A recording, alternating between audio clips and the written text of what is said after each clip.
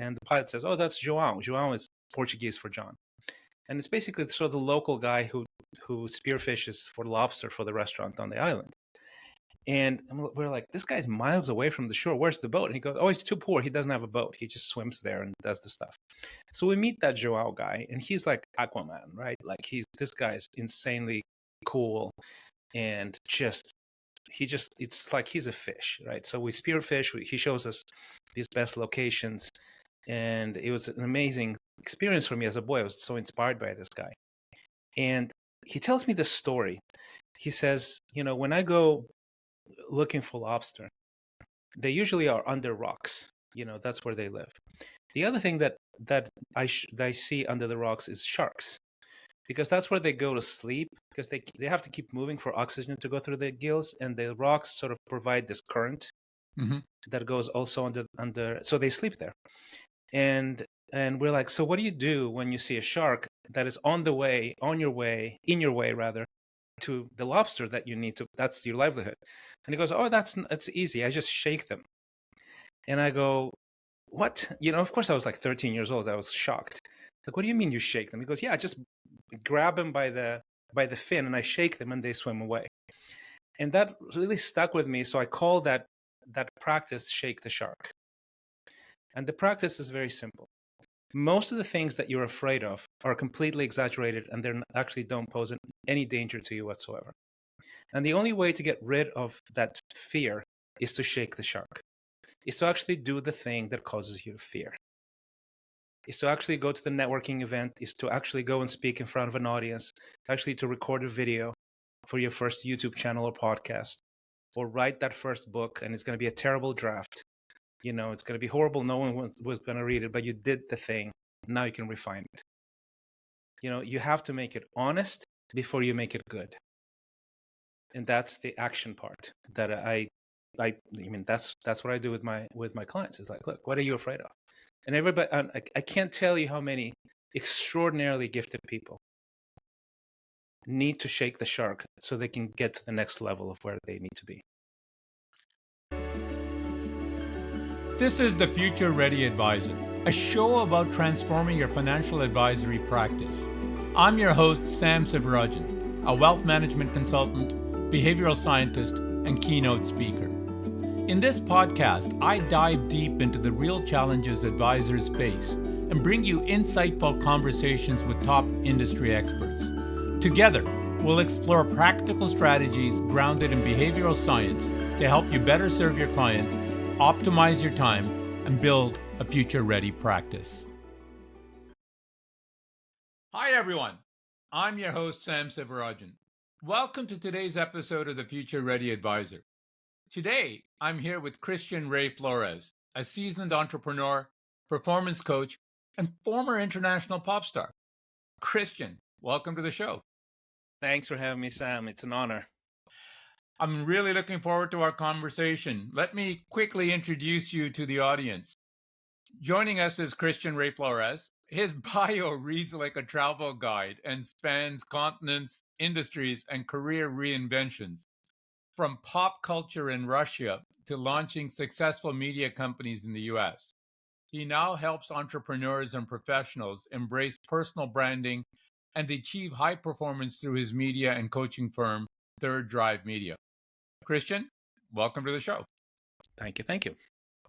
So it's a really interesting background that you have. And as I said in the intro, your journey spans multiple continents and industries, from pop stardom to entrepreneurship.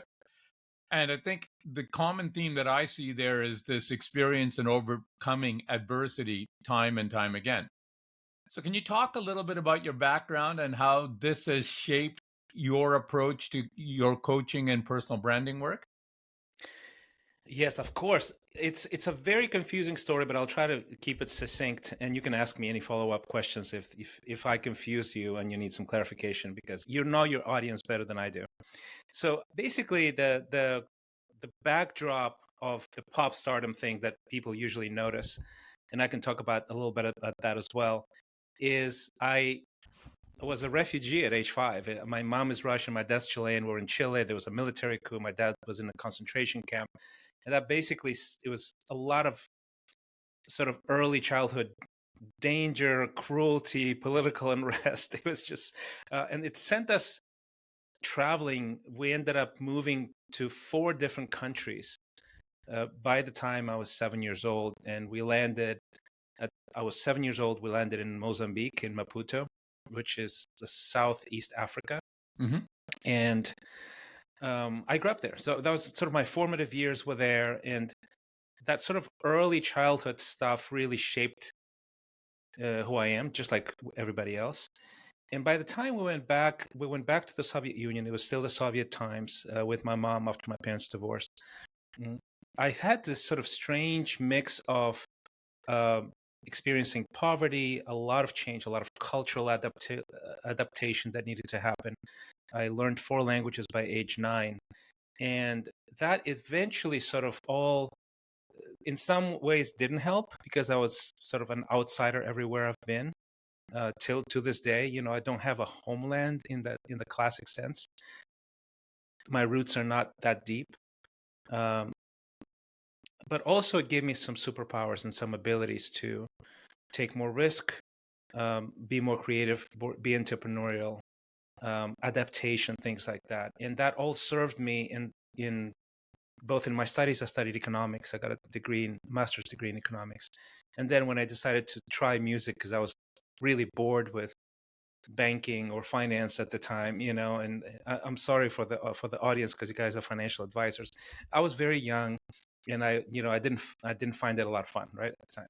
So I wanted to do music, and I became basically one of the top pop artists in all of that post-Soviet space, 15 countries, for about a decade, and played sports arenas and entertained millions of people on TV, radio, that kind of thing. So that's the quick backstory. That's pretty interesting. So, I mean, what is pop stardom in the Soviet Union or that era like? Can you talk a little bit about that experience? Yeah, it was this one window of freedom that happened, right? And it actually closed eventually, unfortunately.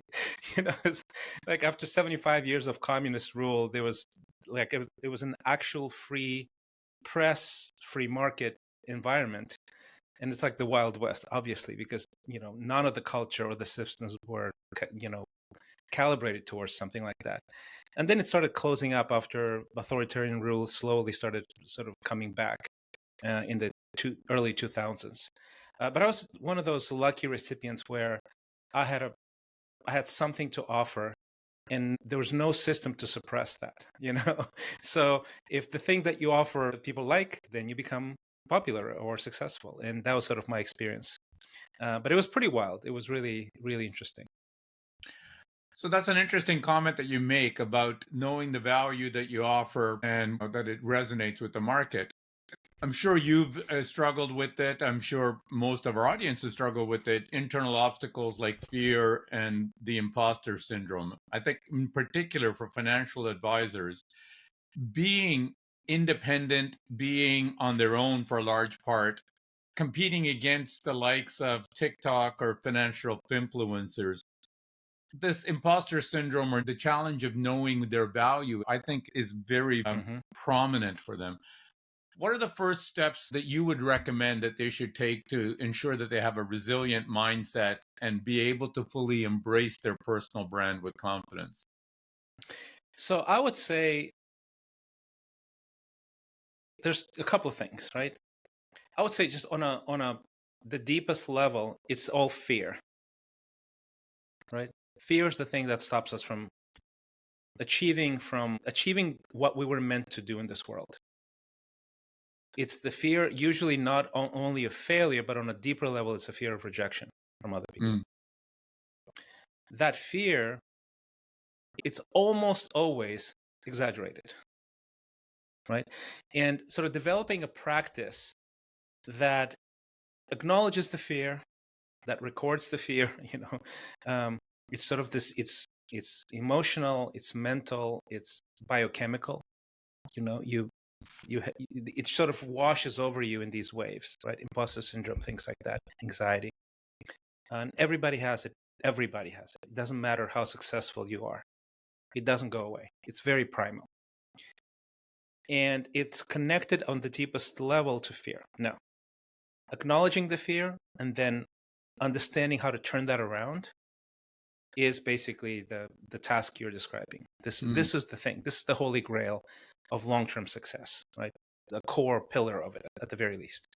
So the first thing I think is, how do you turn anxiety into creativity on demand? Do you have the skill and the process and the habits to do that? To me, that is a core competence, right? I always say that we want to be inspirational people, right? We want to be people who achieve on a high level. But the trade-off, either you set high goals and you set high habits to support those goals, or you have to lower your goals, as a matter of fact. It's you can't have it both ways, right? If you have high goals, you have to develop high habits. So I think having a lifestyle, rhythms of life that support that and get you from anxiety, from imposter syndrome, from sort of escapist behavior, procrastination, all of those things are all fruit of the same thing, fear. How do you get from that to action that is more constructive? So that's the one thing. And then the second piece is action itself. How do you actually take action, and why do you take action? And I'll tell you about the second piece with a story, if you don't mind me telling the story that I learned. When I was probably 13 years old, we were traveling around Africa, and we're flying to this little island to just be on the beach, and we did a lot of spearfishing at the time with my dad, and that was sort of our bonding thing. So we're flying this little airplane to an island, and we saw this little dark figure, and my dad goes, "What is that?" And the pilot says, "Oh, that's João. João is Portuguese for John." And it's basically sort of the local guy who spearfishes for lobster for the restaurant on the island. And we're like, this guy's miles away from the shore. Where's the boat? And he goes, "Oh, he's too poor. He doesn't have a boat. He just swims there and does the stuff." So we meet that João guy, and he's like Aquaman, right? Like this guy's insanely cool, and it's like he's a fish, right? So we spearfish. He shows us these best locations, and it was an amazing experience for me as a boy. I was so inspired by this guy. And he tells me the story, tells us the story. I think it was me and my dad. He says, when I go looking for lobster, they usually are under rocks. That's where they live. The other thing that I see under the rocks is sharks, because that's where they go to sleep, because they have to keep moving for oxygen to go through their gills, and the rocks sort of provide this current that goes also under, so they sleep there. And we're like, so what do you do when you see a shark that is in your way to the lobster that you need to, that's your livelihood? And he goes, "Oh, that's easy. I just shake them." And I go, "What?" Of course I was like 13 years old. I was shocked. Like, "What do you mean you shake them?" He goes, "Yeah, I just grab them by the fin and I shake them and they swim away." And that really stuck with me. So I call that practice "shake the shark." And the practice is very simple. Most of the things that you're afraid of are completely exaggerated, and they actually don't pose any danger to you whatsoever. And the only way to get rid of that fear is to shake the shark, is to actually do the thing that causes you to fear, is to actually go to the networking event, is to actually go and speak in front of an audience, actually to record a video for your first YouTube channel or podcast, or write that first book, and it's going to be a terrible draft. It's going to be horrible. No one was going to read it, but you did the thing. Now you can refine it. You have to make it honest before you make it good. And that's the action part that I mean, that's what I do with my clients. It's like, look, what are you afraid of? And everybody, I can't tell you how many extraordinarily gifted people need to shake the shark so they can get to the next level of where they need to be. I like that. I love that story. And it reminds me, the Stoics have talked about this, and I think it was Seneca that said that what we're afraid of is more often exists in our imagination than in reality. And I think that's exactly what you're talking about. We see the worst case scenarios and we worry about it, we stress about it. And the reality of it is that 9 times out of 10, it's not going to be as bad, right? Or more importantly, I think what you're talking about is that things aren't going to go the way we plan necessarily, but we have the skill set, the ability, the training to be able to adapt and to adjust to whatever the world happens to throw at us. Exactly. You shake the shark, and the shark swims away, and you get access to the lobster only through shaking the shark. And that is actually true of anybody who starts anything at any time. Anybody who will shift from one state where you go, this is not sufficient to me. I want to pivot, or I want to scale, or I want to start a new career, or I want to add this new service to what I do, or I want to approach my potential customers in this particular way. Anybody who does anything like that has to shake a shark, because the fear of what's going to happen if it fails keeps us from doing us 90% of the time. Right.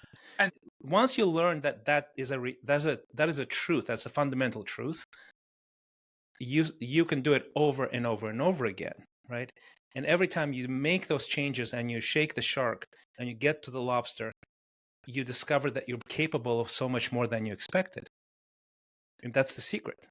So I was just sort of lucky enough to know that having so much uncertainty in life helps you a little bit with that, shaking the shark. So when I started my music career, I was like, everything around me keeps changing. There's like revolutions, civil wars. The Soviet Empire literally crumbles the year that I graduated with a degree in economics, and I just studied that, and so I was like, everybody's going to banking. If nothing is certain, and in some sense, nothing is certain if you think about it. We just have this illusion of certainty and this almost like addiction to certainty, right? But if nothing is certain, then anything is possible. And I think that sort of was my first spark of intuition that I listened to when I started a music career, because the odds of success in a music career are zero, very close to zero. And because I shake the shark and I just take one step at a time towards something I think I'm going to be good at, I mean, I find myself 3 years later playing sports arenas. And I've made that change several times, right? I went through that. I did philanthropy for a few years after I sort of eased out of my show business career. It wasn't satisfying for me. Again, I should have stayed. I could have stayed, and most people would stay because it's such a secure, respected, status high thing to do. But if you're internally dissatisfied, you can stay with it way longer than you want to, and you'll have regrets. And I just made the switch in about a decade or something like that. And I did it several times. So I've had now 5 different careers. And the minute I go, I think I'm going to be really good at this. I'm going to serve people well. I'm pretty confident this is going to work. And of course, that shark shows up every single time. And if you're trained to shake it, you'll discover something about yourself, a dimension of yourself that is going to give you so much more confidence, broaden your horizons. It's going to equip you to serve people at a higher level along many dimensions. And I think that's sort of the core message here. I think that's very powerful. I think that the point that you make about uncertainty and is being a constant feature in our lives rings true to me. I also think, and I want to explore this with you, that we live in a time right now where we see, for example, in social media, a curated stories of success. We see this technological, advancements that we've made give people almost this false sense of belief that we control the future and we control the outcome. Yeah. And that creates, in some weird ways, this even greater discomfort with uncertainty, because we think uncertainty is not the norm when it actually is. Talk to me a little bit about your thoughts on that, but also you do performance coaching and branding. How do you think you shift mindsets in this world, both in terms of embracing uncertainty, embracing the imperfection, understanding the reality that the pictures of success that you see online or whatever are curated, so that they can actually not let these obstacles hold them back from becoming great in their chosen careers? Those two sides, performance, high performance, and personal brand strategy, are sort of two sides of the same coin. They're interconnected. And the reason, and our lack of personal brand development is entirely connected with our personal beliefs in how highly we can perform. Right. So it's sort of two sides of the same coin, right? And basically the gist of it, and I see this so often with the people that I work with, extraordinarily educated, capable, masterful at their profession, is there's always this pull towards not aiming too high. Mm-hmm. So you set your goals, you lower your goals closer to the middle, because fundamentally you're not convinced you can do extraordinary work at the highest level. Fundamentally, that's what's at the core of this, right? And it's always untrue. That's sort of the interesting, funny thing. Because extraordinary work is not this God-given random lottery kind of winning capability. It's really more of a state of being, a work ethic, the habits. High habits bring high goals, basically. And so we sort of hedge our bets, right?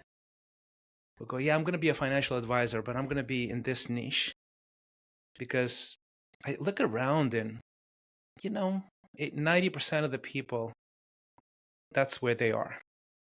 And I'm just not that guy. I'm not the superstar. I'm not the mover and shaker. I'm going to just be this sort of normal, or maybe slightly above normal, financial advisor. And what we're doing is we're actually this is fear speaking.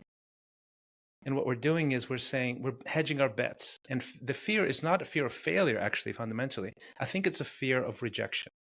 What will they think if I aim higher and don't make it? And don't make it. That's really the fundamental thing that all of us wrestle with. And here's the irony of it.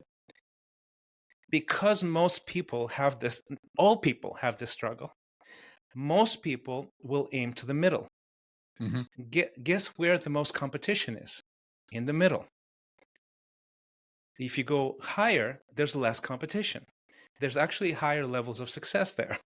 Premium benefits of all kinds, respect, status, opportunities. They all reside in the higher part of mastery. But we don't even aim for it in the first place.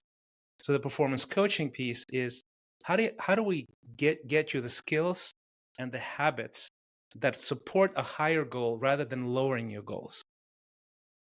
And then when people sort of start realizing, oh, I can be an extraordinary professional in my field, and this is what distinguishes me from everybody else, and I can find that these nuances, these whispers of my soul, these little things that get my attention, and I can see there's some gaps perhaps, in the skill set, and I can go learn those gaps because I can be I can create a much more fulfilling, high value offering for my clients. So I'll have to do the work. And then eventually they go, you know what? I can see myself. I can aim high rather than aim to the middle. And once you aim high, you want to tell the story to people. And personal branding is an amazing opportunity because never in the history of humanity, literally, has it been easier to serve anybody, anywhere, at any time with your goods and services. Never. It's never been easier than now. Literally, the world is your oyster. So personal branding is quite simply reputation at scale. Right. How do you tell your people, if you really believe that you could be distinct, what is it? What's that distinction? Can you embrace it? Can you own it? Can you hone it? Can you fine-tune it? Can you create an offering that is extraordinary? And then once you have that, even if it's half-baked, just start telling it to the world. And as you tell it to the world, as people sort of bump against it and affirm some things, and then they correct some other things, your offering gets better and better and better. And then you tell that to the world. And the personal branding is just reputation at scale. It's how do you formalize, structure your offering in a way that is so distinct because people want to hear from you personally. And there's all kinds of studies that show that the shift in trust in the public has majorly shifted from trusting an institution or a logo into trusting a human being. People want to trust you personally, not your firm, not your logo. Even if you're a partner in the logo, they don't care about that. They want to work with you, or somebody who's certified by you because they trust you. So that's the personal brand thing, and it allows just an incredible life of choices and opportunities where people come to you rather than you chasing people. That's basically personal branding. 100%. I think that you're absolutely right. I think it is the idea that this is an iterative process where you refine, you test it in the market and get better in the process. This is true in every field and every endeavor, certainly in the world of financial advice. Now, perhaps the added complexity, and I want your take on this, might be different than some of the other clients that you deal with, is that financial advisors operate in a highly regulated environment. Yeah. And may struggle to differentiate themselves because there's compliance, there's regulations of what they're allowed to say, how they're allowed to say it. Mm-hmm. How would you, what strategies do you suggest that people in this type of an environment maybe think about to be able to stand out, to be able to be that expert, be that star in that field, given those limitations? That's a fantastic question, and that's probably the first sort of comeback from somebody who works in a highly sort of standardized field, right? And I have sort of a general answer to that, and also an example, like real life example. So I think the answer is this: there are certain things that are regulated, and they're regulated for a reason. They're regulated to protect people's wealth, et cetera, and from abuse, and et cetera, et cetera. What's not regulated and shouldn't be regulated is human nature and character and integrity and personal touch and attention and transparency and authenticity and community. No one's going to regulate that because it's impossible to regulate. But let me tell you, if I speak to 3 financial advisors and one of them says to me, "Hey, Christian, if you work with me, I will know your name, your kid's name. You will not be a number or a stat for me. You'll be a human being with a family and a future. And I'm going to be looking specifically at your family and your future. In everything I give you, it will be from that angle. You will make the final decisions. I'm not going to tell you anything beyond that. But me as a human being, I will care. And I will help you make an educated decision by bringing you some of the top experts on the planet, interview them on my podcast, for example, just like Sam does, right? And I will give you access to all kinds of resources, educational material. I will give you everything you need to make informed decisions, and I will care about you personally. And then there's 2 others that say, "Hey, we do plan A, plan B, plan B. This is plan C. This is the pricing. What do you want to do? Do you want to work with us?" I'll choose the guy who cares. Mm-hmm. That's a great example. I'll choose and there's all kinds of things that stream from that actually in the offering that don't fall under any regulations whatsoever, right? There's an emotional connection, there's wisdom. All of those things are not measured by regulations at all, Wisdom. I mean, if you come across as somebody who is confident, who is wise, who is caring, who doesn't have this sort of self-seeking energy about you, you will win more business. I can guarantee you can even have the same exact results as other people do, but because of how you are, people will trust you. I'll give you a very specific example. I have this young executive who went through my program, and he's in commercial real estate, very, very good at his job, and he's working in this corporate setting where it's very much, you're very much a cog in a machine, right? There's a machine. It sort of works, and if you are a broker, you have quotas, you have these numbers, you have to make so many calls and do this, this, this, and this. You have maybe 1,000 leads on your docket, and you have to work those leads. And it's highly, highly, highly hyper structured and also dehumanized. Mm-hmm. So you're providing the same exact service. And he was wrestling with.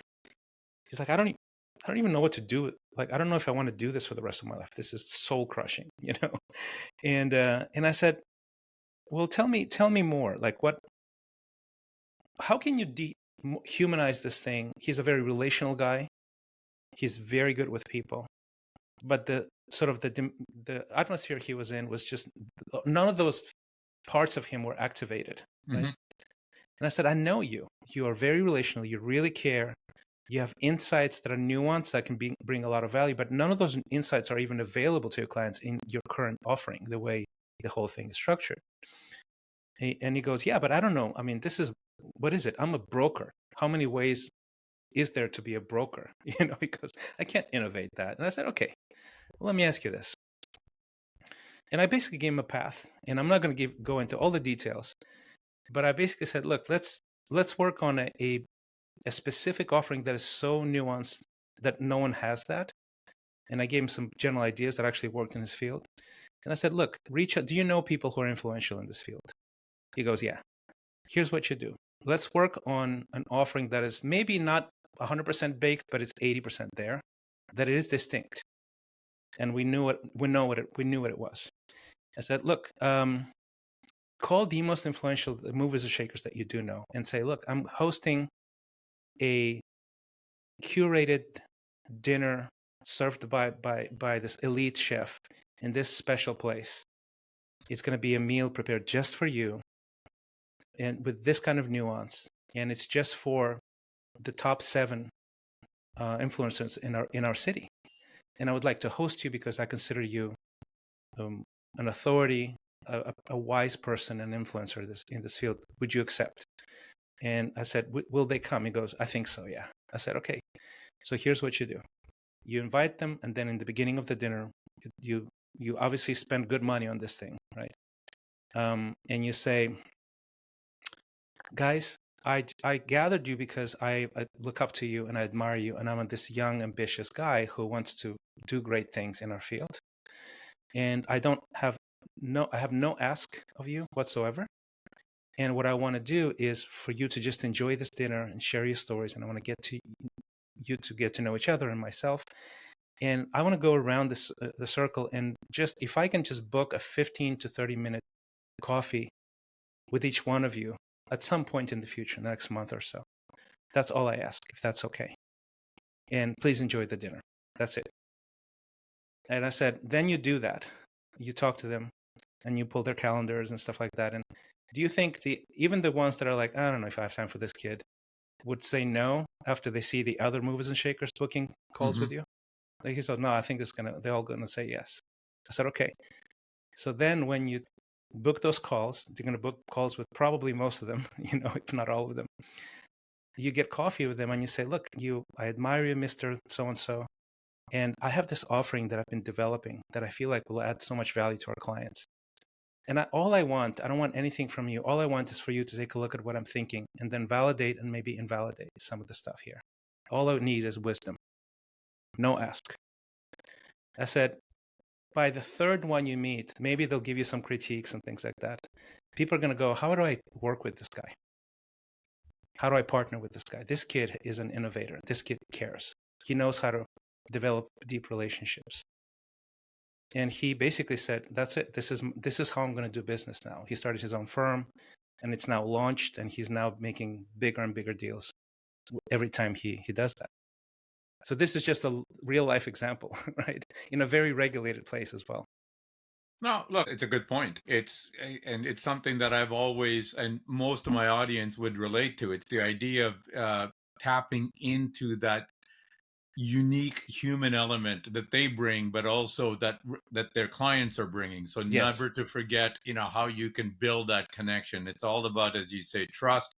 It's about commonality. It's about showing that you're looking at the person, the client, as not just another portfolio that you're going to Yeah. manage or another insurance policy that you're going to sell, but that Hmm. real person behind it. Yeah. People don't trust The in institutions. People trust people. And look, and I think this is going to be more and more important as we're moving into AI and technology. I suspect that you're like me. I'm a big believer that technology is here to stay, and it's important that we use it effectively. But Yeah, anybody absolutely. who thinks that it's going to replace the human, I think doesn't understand human nature that well. It's what you Hmm. say, that we want to deal with that person behind it. We do business with somebody because we connect with that person at some fundamental biological level, a Yes, human yes. level that supersedes whatever technology is going to enable. Exactly. And sort of the way it bridges to personal branding is that, like, this is my friend doing it in a room with certain people. That's personal branding on a very intimate scale. What you and I are doing right now is personal branding at a larger scale. See, you invited me because you thought I had something to add to the stories and maybe some benefit to your audience. Your audience already trusts you. That's why they're tuning in. You know, they have the choice to watch millions of different things or listen to millions of Mhm. different podcasts. They're listening to us right now, right? Why? Well, because they trust Sam's persona, his character, his tone, his approach, his insights, and that's a beautiful thing. You have a reputation now, right? And they will listen to you, or they will work with you, or both, because of that, because of who you are and how they know you.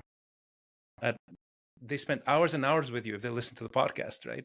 Right. Now I come, you invite me, and I sort of have this, at the very least, potential trust to your audience because you invited me, right? And I get to very genuinely share, this is what I believe in, this is what I've experienced, this is what can help you possibly. And perhaps some of the people that trust you will also start trusting me. Right. It's that authentic, it's human to human, and that's personal branding. It's not about the technology. The technology is just a tool. This is human to human relationship building at scale. That's what it is. Totally agree. When we talked before, you talked about working with clients who plateau after achieving initial success. Yeah. So help the audience understand how they should think about and some tools and tips that they can use to push through these periods of, call it, stagnation or plateauing, and continue to grow both personally and professionally. Well, I think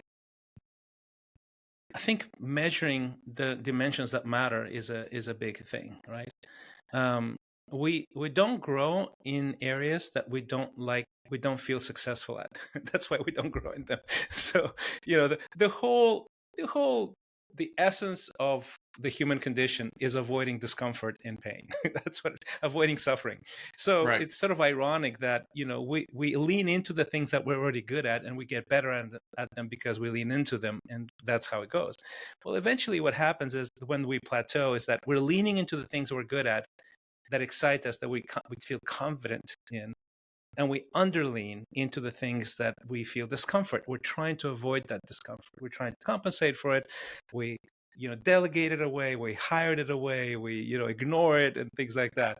And eventually, the things that are still essential that you can't delegate, they catch up with us, right? And it could be you're an extraordinary technical person, and you lack relational skills, right? Now, that's definitely a ceiling for you when it comes to building anything, any team, any company, etc. It could be, you're extraordinary team builder and a leader in your company. You're great with finances and strategy. You're super educated, but your life at home is falling apart, and now that has an emotional toll on you, Mm-hmm. and your level of creativity, excitement, it just drops, right? Because, quite frankly, um, you have a bad marriage. Guess what affects who that affects also? Your kids. Now your kids start suffering or resenting you.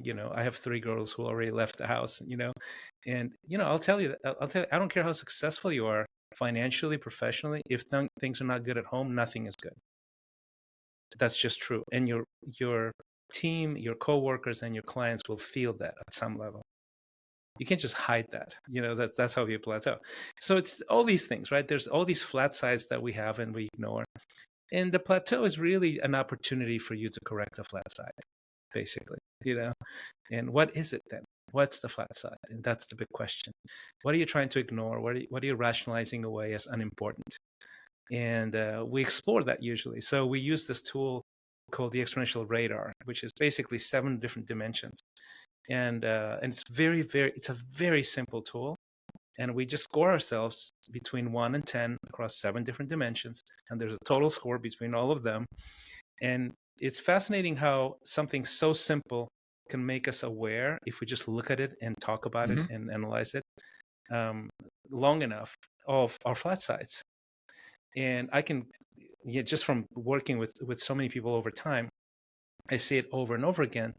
Like I can predict very much accurately your ceiling if you are between a 1 and a 3 and a 4 across 3 different dimensions.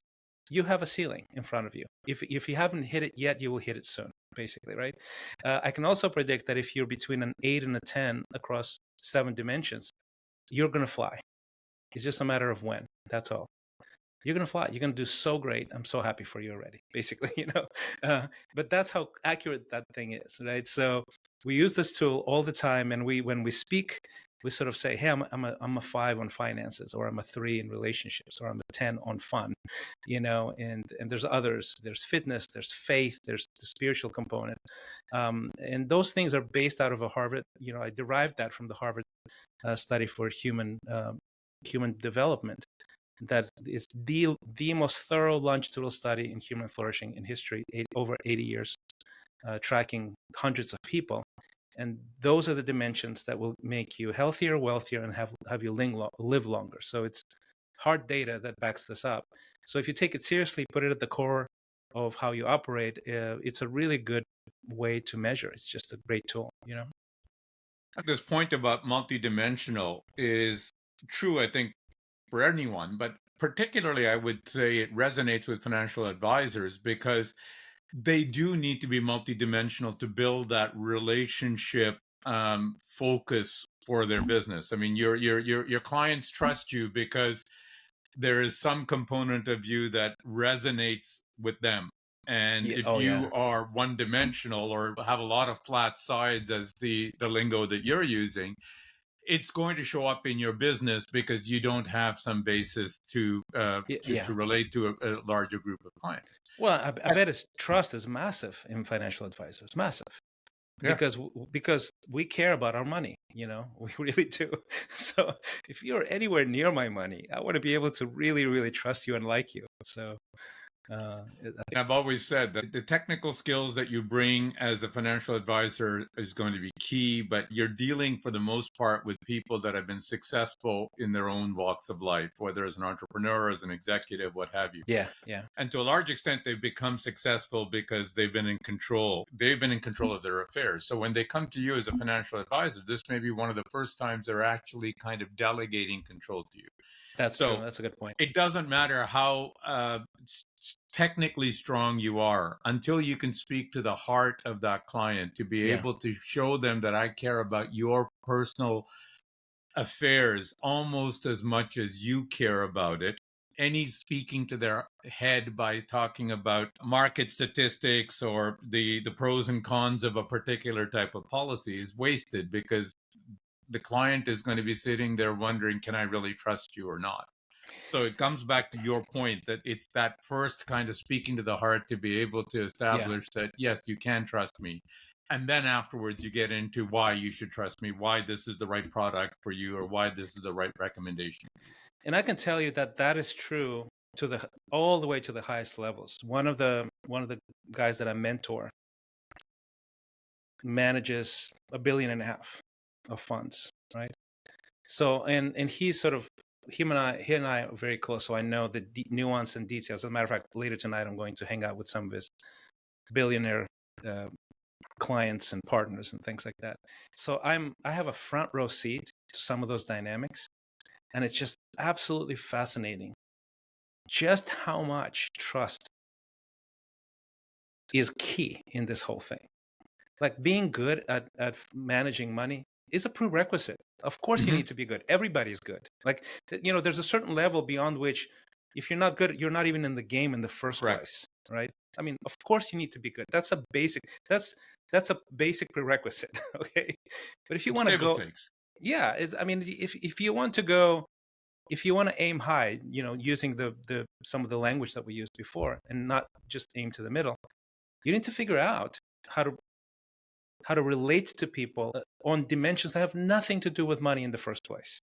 Nothing, right? And I can tell you another story if you'd like, just to illustrate that. So I meet this guy who is a manager of a fund. He's introduced to me by someone who's an investor, right? In his previous, like an early investor in this fund. So I meet this guy, the fund manager, we call him. I'm anonymizing everything, obviously. And we have this meeting, and I talk to him, and we just backstory, all of that, get to know each other, that kind of thing.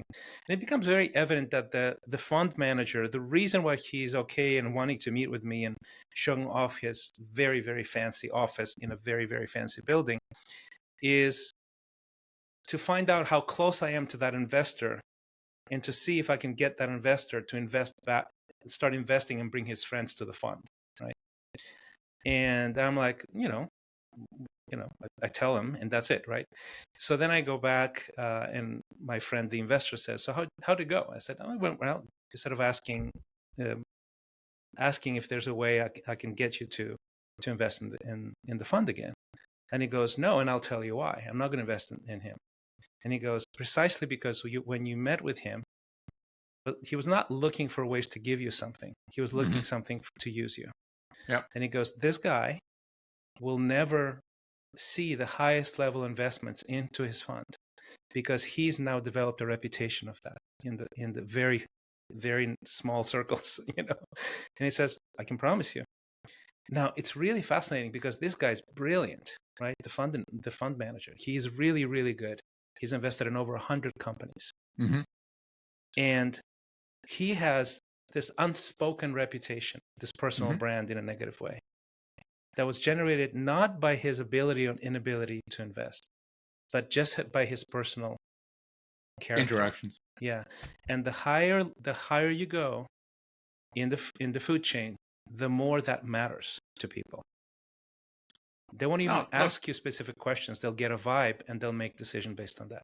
I think your point is bang on. I think personal brand, people, at some point, it starts with your technical skills. But the way I've always heard personal brand defined, that I find totally resonates with me, is it's what people say about you when you're not in the room. And I think that's got far more to do with your integrity, your human relation skills, etc., and far less to do with technical skills than I would say a lot of people starting out in business or in their professional careers would think. It's how you do things that matter probably a lot more than what you do. Yeah, that's correct. Yeah.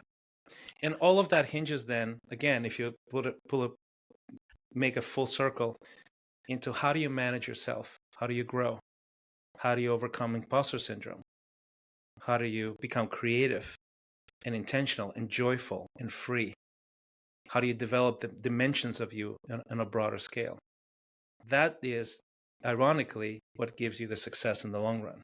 Yep. On top of the technical skills. Technical skills are given, So being able to develop the lifestyle, the skills, and the habits that support higher goals is the way, in my opinion. Christian, this is great. We're coming to the end of our podcast, so I have a few final rapid fire questions for you that I ask all my guests. Okay. So number one, professionally, what is the most important lesson you've learned over the years? Love and appreciate people, and they will love and appreciate you back. Coming back to that personal brand and human relations being key to everything. Love it. What is one practical tip you would offer listeners to keen on applying your insights? Develop daily habits that are unshakable.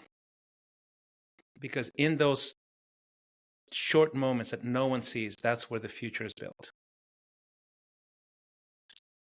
I like that. It reminds me of something that I've read, that we all have to choose pain. The choice is ours, whether the pain that we choose is the pain of regret or the pain of effort. Yes. But either way, one of those pains are going to be with Yes, us, whether we like exactly. it or not. It's our choice. Yes, exactly. Christian, thank you for this insightful conversation. If people are interested to learn more about you or your work, where do they go? They can subscribe for free to my newsletter. ChristianRay-Flores.com is the URL. That's one way. You can Google me and you'll find me right away, by the way, on all socials. But Christian Ray-Flores is the newsletter. Highly recommend it because I drop one newsletter a week on Sunday. There's videos, there's links, there's books that I'm reading, all kinds of resources. If you're a subscriber, you get access to free webinars that I do. It's like essentially free group coaching sessions that I do every month. The other thing that I recommend checking out is the exponential scorecard tool that now I offer it to anybody, even if you're not a client. We developed it. It's really well done. It takes about 8 to 9 minutes to complete. It's about 40 plus questions, but you get a report in your inbox on where you stand, essentially on the most important things. If you want to find that, you go to my coaching website, Exponential without an E, starts with an X, exponential.life/score. That's where you find it. Awesome. Christian, thank you for joining us today on the Future Ready Advisor podcast. Thank you, Sam, for having me.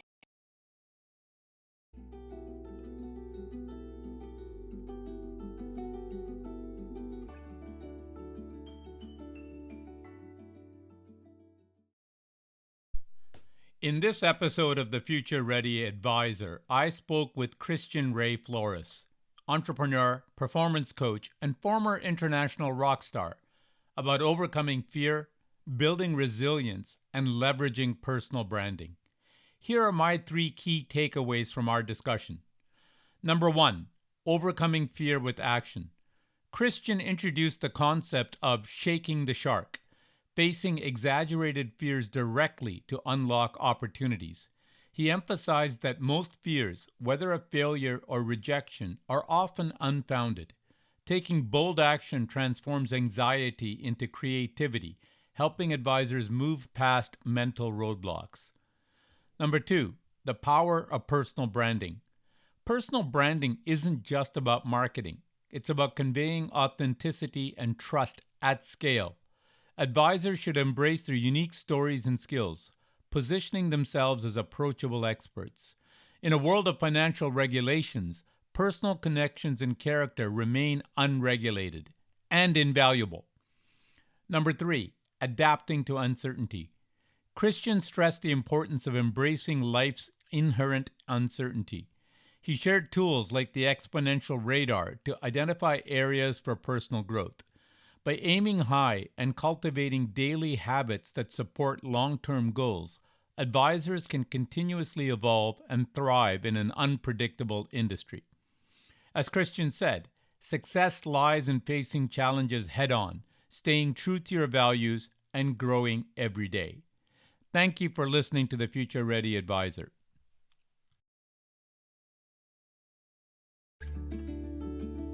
You've been listening to the Future Ready Advisor. If you enjoyed the show, please leave a review on Apple Podcasts or a rating on Spotify, or share your feedback wherever you listen. Be sure to follow the podcast so you never miss an episode. For more insights on how to keep your practice future ready, visit www.samsivarajan.com. You can find the link on the show notes. There you'll find free tools and resources, along with exclusive bonus content from these podcasts. Thanks for tuning in, and I look forward to sharing more strategies with you in the next episode.